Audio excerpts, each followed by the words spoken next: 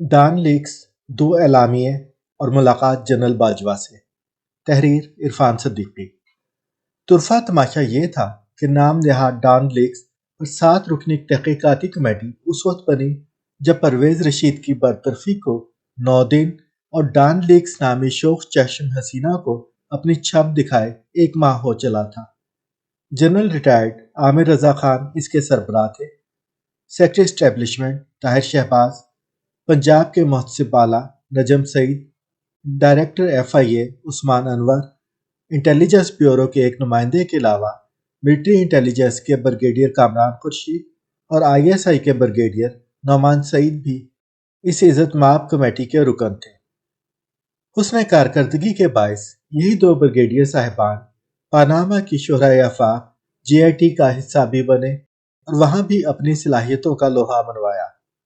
Committee کو 1 ماہ میں رپورٹ پیش کرنا تھی، لیکن وزیر اعظم کو مبتلا اذیت رکھنے کے لیے وہ کچھوے کی چال چلتی رہی۔ راحل شریف تو 29 نومبر کو اپنی ناآسودہ حسرتوں کی راکھ دفتر کے لان میں دفن کر کے گھر چلے گئے، لیکن ان کی متروکہ املاک سرگرم رہی اور اس کمیٹی کو بھی مادر مشفق کی طرح آغوش میں لے لیا۔ جنرل قمر جاوید باجوہ نے کمان سنبھالی، لیکن موسم نے کوئی نمایاں کروٹ نہ لی۔ جنرل باجوہ کی بطور آرمی چیف تقرری میں میرا بھی خاصا سرگرم کردار رہا تھا، جس کی تفصیل کا یہ محل نہیں۔ میں اکثر مضطرب رہتا تھا کہ اگر صورتحال جنرل راحل شریف جیسی ہی رہی تو وزیر اعظم کیا سوچیں گے۔ ان دنوں تو نہیں، لیکن اب وہ اکثر شگفتگی میں لپٹی لطیف سی چٹکی ضرور لے لیتے ہیں اور میں بے دلیل سا ہو کر رہ جاتا ہوں۔ اسی نفسیاتی خلجان کے زیر اثر میں نے 21 مارچ 2016 کو جنرل باجوہ کے سٹاف افسر کو پیغام بھیجا کہ مجھے چیف سے ملنا ہے۔ فوراً ہی اگلے دن شام 6 بجے کا وقت طے ہو گیا۔ 22 مارچ کی اس طویل ملاقات کا کوئی قابل ذکر حاصل نہ تھا۔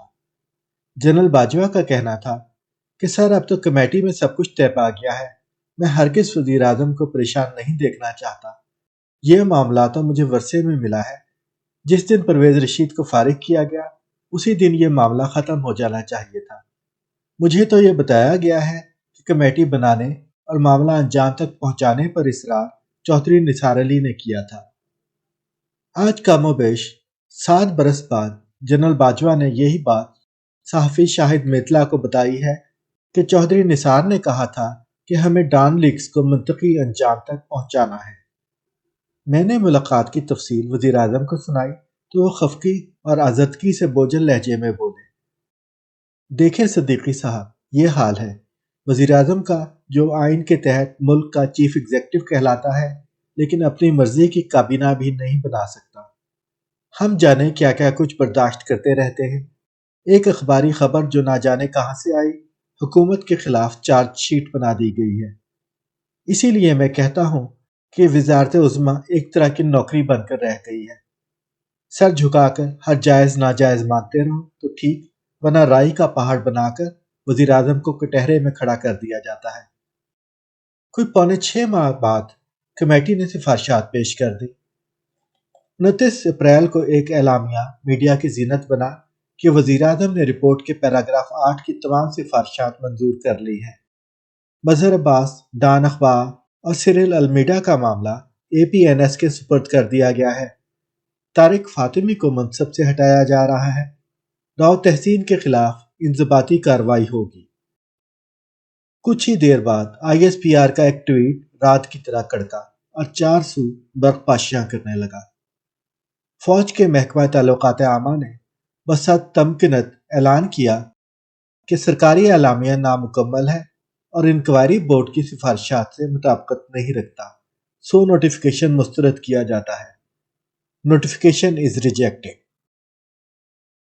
سخت مزاج باپ کی گھن گرج رکھنے والے فوجی اعلامیے کے سامنے وزیر اعظم ہاؤس کا اعلامیہ معصوم بچے کی طرح میڈیا کے ایک کونے میں دبک گیا۔ نفسیاتی خلجان ہی کے زیر اثر میں نے فیصلہ کیا کہ فوری طور پر آرمی چیف سے مل کر اس آگ کو ٹھنڈا کیا جائے۔ وزیر اعظم کسی سیاسی جلسے کے لیے اکاڑا میں تھے۔ بسد مشکل ان سے رابطہ ہوا۔ سٹاف افسر نبیل ایوان کے ذریعے پیغام آیا کہ آپ جو مناسب سمجھتے ہیں کریں۔ आंख के ताज़ा ताज़ा ऑपरेशन के बावजूद मैं भागम भाग आर्मी चीफ के ससुर major general retired Ejaz Amjad के घर पहुंचा। वो खुद भी इस सूरत हाल पर खासे परेशान थे।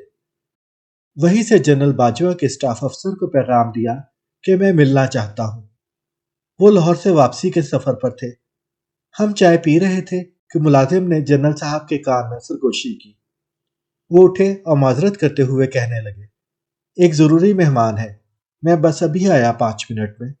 वो वाकई जल्द पलट आए। उनके साथ सिविल कपड़ों में फौजी डील डोल रखने वाला मुस्तैद और सजीला मर्देराना भी था।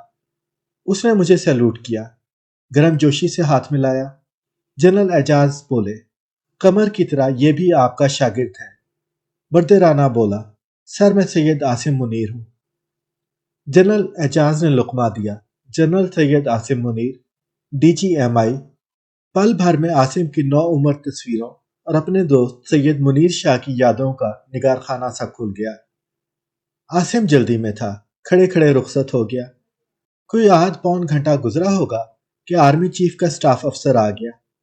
सर चीफ इंतजार कर रहे हैं। जनरल एजाज अमजद के इनकार के बावजूद मैंने अपनी कुमक के लिए इसरार करके उन्हें घबरा लिया। 3-4 मिनट बाद ही वो मुझे ड्राइंग रूम में तन्हा छोड़कर अंदर चले गए। दरवाजा खुला। नीले रंग के सूट में मलबूस जनरल बाजवा कमरे में दाखिल हुए। चेहरा सपाट था और बदन बोली के अंग अंग से इश्ताल को छूता इज़्तिराब टपक रहा था। मैं पिछले कई घंटों से इस उधेड़ बुन में था कि गुफ्तगू का आगाज कैसे करूंगा।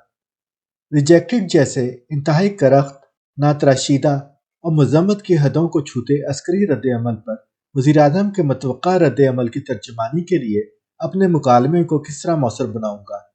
ऐन मुमकिन है कि जनरल बाजवा कह दें कि ये सब कुछ उनकी मंजूरी के बगैर हुआ है, लेकिन आर्मी चीफ ने आने वाहिद में मुझे इन सारे खरखशों से आज़ाद कर दिया। रस्मी सलाम दुआ के बाद मेरे सामने बिछी कुर्सी संभाली और अस्करी जलाल के बारूद पाश लहजे में बोले, sir I have been stabbed in the back, I have been cheated, I am badly hurt. Sir मेरी पीठ में खंजर घोंप दिया गया है, मुझे धोखा दिया गया है, मुझे शदीद सदमा पहुंचा है।